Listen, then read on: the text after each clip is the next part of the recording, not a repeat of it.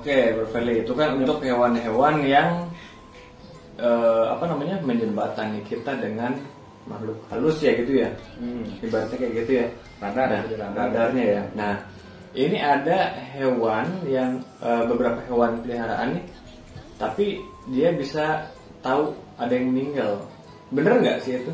Jadi gue pernah dengar ada beberapa kata orang ya. Jadi ada burung ini nih yang bisa ngasih tahu bahwa ada orang mau meninggal atau ada orang meninggal gitu. Ya contohnya mungkin gue kurang tahu ya, coba mungkin nanti cari datanya nama jenisnya burung apa gitu. Biasanya ada tuh burung yang suka bunyinya tuh gini, wih, ya itu. Nah, itu ya. Itu wih, bener nggak sih? Nah, balik lagi kayak tadi, seperti contohnya kayak kepercayaan orang itu kan. Nah, ketika kita, menurut gue ya, kalau nggak dengar burung wik-wik itu bunyi gitu kan, paling utama adalah kita kalau kitanya sendiri yakin gitu, ternyata itu ada tanda nih orang meninggal gitu, doain aja keluarga kita selamat, gini. Karena balik lagi gitu, sinyal alam itu kita tuh nggak ada yang tahu mungkin bentuknya kayak apa gitu kan. Nah mungkin nanti dibahas di channel Sinuhun gitu, di sana namanya sinyal alam bahasanya itu. Jadi ada sebuah tanda-tanda mungkin yang bersangkutan sama masa depan gitu. Tapi kita kadang nggak peduli soal itu gitu. Tapi ketika kejadian baru tervalidasi, oh ternyata benar ya yang pas kejadian itu. Nah mungkin kebanyakan orang gitu. Itu kan maksudnya itu burung itu juga kan kadang ada yang pelihara juga gitu kan. Kadang juga memang banyak di alam liar gitu. Nah kalau bunyi itu kan jadi kita agak-agak parno gitu, bukan sekedar itu burung bisa melihat makhluk halus, tapi bisa katanya bisa ngasih tahu bahwa ada orang mau meninggal atau bisa ngasih tahu ada orang meninggal gitu. Nah, ini, jadi mungkin pemikiran orang kan beda-beda ya gitu. Nah kita secara logika ya ini menyangkut juga pembahasan yang kucing tadi sebelumnya. Baik lagi kita pandang secara objektif dan multidimensional lah. Untuk hal goib itu sendiri sebenarnya kita juga antara tahu atau nggak tahu gitu kan. Nah mungkin kalau secara logika gitu, burung wik-wik itu kan suaranya kencang banget, karena berapa radius berapa itu kedengeran gitu kan. Nah kemungkinan ada orang yang lagi ngedenger itu tiba-tiba ada kerabatnya meninggal. Itu di RT 1 gitu kan, di blok A katakanlah. Nah ini di blok B ngedenger juga ternyata kerabatnya juga meninggal. Blok C, nah akhirnya satu RT itu percaya bahwa satu burung wik itu ternyata berpengaruh orang yang mau meninggal. Jadi bisa berpengaruh kayak gitu ya. Jadi pelan-pelan lah kita coba beri gambaran kepada masyarakat juga di channel gua nanti gitu. Ya sambil kita belajar juga gitu kan. Jadi banyak lah itu pemikiran-pemikiran yang istilahnya pokoknya bakal dibahas di sana, istilahnya risk and rewardnya itu bakal kayak gimana sih kalau untuk hal-hal kita mempelajari yang kayak gitu. Ini kan kalau yang tadi itu kan yang binatang-binatang bisa melihat makhluk halus ya. Tadi kita bahas binatang bisa melihat makhluk halus. Kemudian kita bahas binatang atau hewan ya, burung wik-wik tadi yang bisa mendeteksi orang meninggal atau orang yang mau meninggal gitu. Nah ini katanya yang ada hewan atau binatang yang bisa ngedatengin. Katanya ini gue baru katanya ya kata orang ini binatang bisa ngedatengin makhluk halus. Ngedatengin contohnya ya manggil. Oh iya benar nggak? Jadi gue punya cerita nih ya. Jadi ada teman gue pelihara burung hantu, memang katanya bisa ngedatengin gitu. Jadi bukan sekedar ngelihat aja. Jadi dia bisa ngedatengin si. Jadi malah kayak ngundang gitu ya? Ya mengundang gitu. Makanya pas dia pelihara itu katanya ada bau-bau wangi, ya ada bau-bau kadang busuk. Ya. Nah, apa bener nih ya pelihara burung hantu? Karena begini, gue juga pengen sebenarnya pelihara burung hantu, tapi ya gara-gara obrolan itu jadi gue kan mindsetnya jadi beda ya. Ya. Jadi apa benar nggak sih gini gitu mendatangkan makhluk halus? Kan kalau mendatangkan makhluk halus kita juga jadi jadi parno sendiri ya gitu. Nah gimana nih biar teman-teman tahu nih? Ya pokoknya gini, balik lagi. Sebenarnya dari namanya aja burung hantu gitu kan. Istilahnya kayak ini burung mistis banget lah, pokoknya awalnya udah negatif gitu kan. Nah ini nih yang jadi polemiknya. Dari sebuah unsur kata aja itu udah ada perasaan atau rasa yang misalnya ngebawa inilah persepsi bahwa akan adanya hantu yang bakal datang ketika kita pelihara burung hantu gitu kan. Rata-rata kalau orang udah parno dengan kata-kata burung hantu gitu kan. Nah udah kayak gitu nih, ada satu orang masuk ke rumah lu, 2, 3, ada burung hantu nih gitu kan. Udah serem duluan ya. Udah serem duluan. Nah itu 3 orang itu rasanya terkoneksi.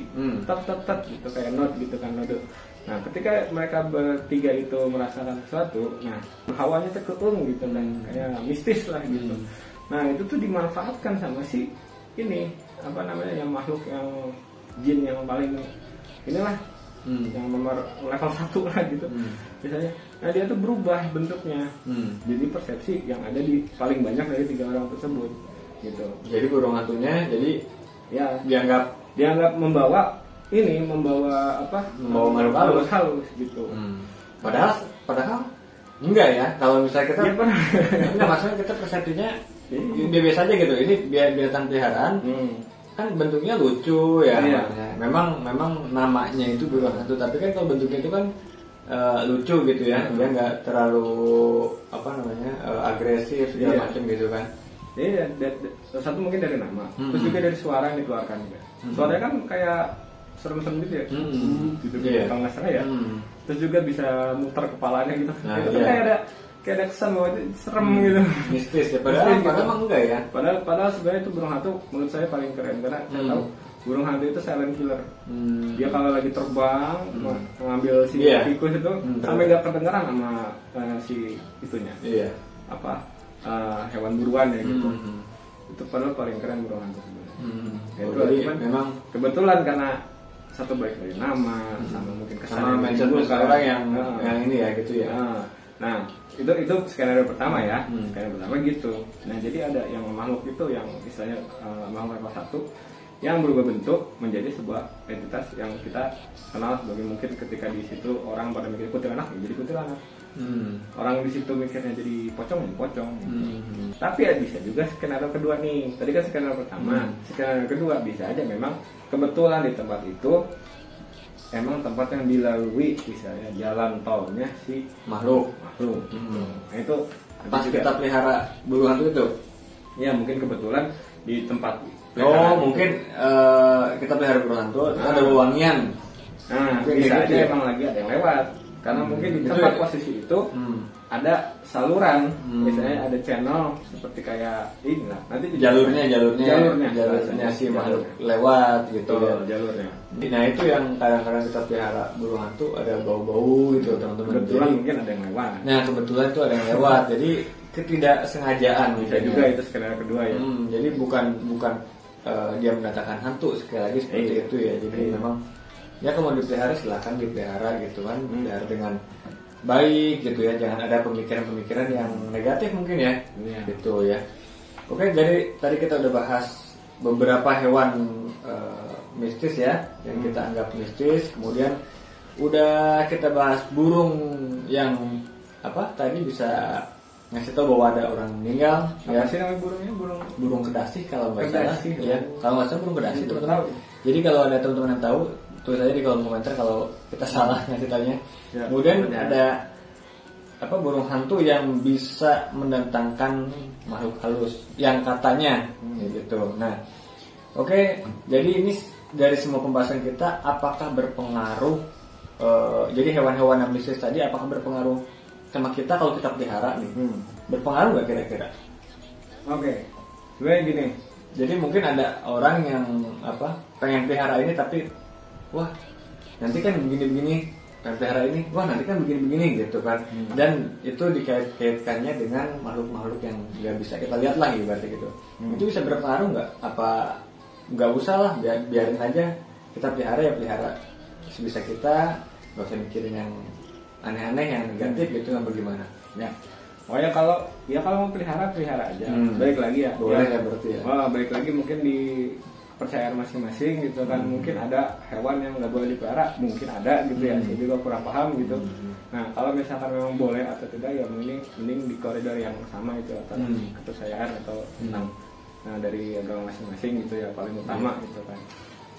Istilahnya ya. Nah, terus kalau misalkan pengaruhnya, kalau misalkan nanti ini balik lagi tergantung gimana kuat nih orang itu, gitu. Ya mungkin kayak tadi ternyata skenario memang di rumah yang pelihara itu rumahnya dilalui sama jalur, terus kebetulan dia melihara hewan-hewan yang katanya yang katanya serem, jadi kan double itu rasanya, rasa fear-nya, rasa takutnya gitu ya. Benar. Jadi kayak nih gua di rumah ini kayak ngerasa ini, nah itu mungkin dirasakan juga sama teman-teman yang mungkin lagi bertamu ke situ gitu kan. Akhirnya ini lah, jadi udah ada level 3 itu 3 kali, ibarat 3 kali membuat rasanya itu semakin kuat bahwa di situ tuh jadi memang intinya memang nggak apa-apa asal pemikiran kita nggak negatif. Jadi kalau mau pelihara ya pelihara aja, hobi kita gitu ibaratnya, hobi kita sayang binatang ibaratnya gitu. Dan jangan dikait-kaitin sama yang mistis-mistis mungkin ya. Mungkin kita tahu gitu. Kayak yang tadi awal pembicaraan kita, kucing bisa ngeliat makhluk halus dan dia misalnya ngeliatnya ke pojokan terus nih.